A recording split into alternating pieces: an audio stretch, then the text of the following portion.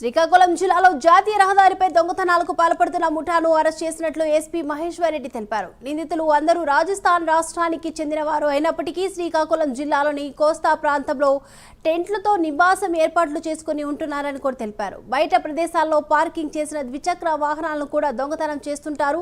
దొంగిలించిన వస్తువులను తక్కువ ధరలకు అమ్మకాలు చేస్తుంటారని కూడా పోలీసులు తెలిపారు. నేరస్తుల వద్ద 1,12,000 రూపాయల నగదు, మొబైల్ ఫోన్స్, ద్విచక్ర వాహనాలు, మారణాయుధాలు స్వాధీనం చేసుకున్నారు.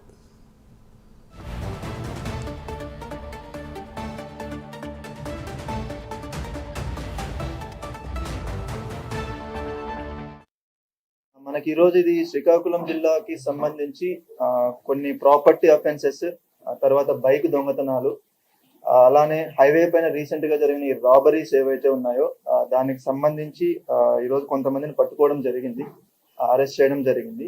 దానికి సంబంధించి ఈరోజు మనం ప్రెస్ మీట్ పెడుతున్నాము.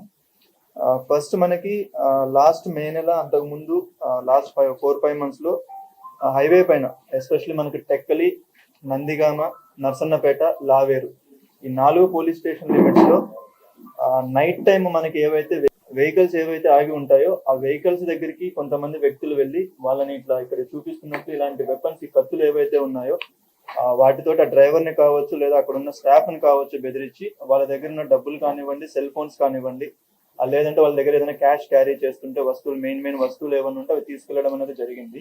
వీళ్ళందరూ ఏమో కామన్ గా ఏంటంటే హైవే రాబరీ వాళ్ళది కావచ్చు, వీళ్ళది కావచ్చు, మనకి ఎక్కడైతే పార్క్ చేసిన వెహికల్స్ ఉంటాయి బైక్స్, వాటిని దొంగతనం చేయడం, వాటిల్లో వెళ్ళి అఫెన్స్ చేసేయడం, మళ్ళీ ఆ బైక్లను ఎక్కడో దగ్గర వదిలేసి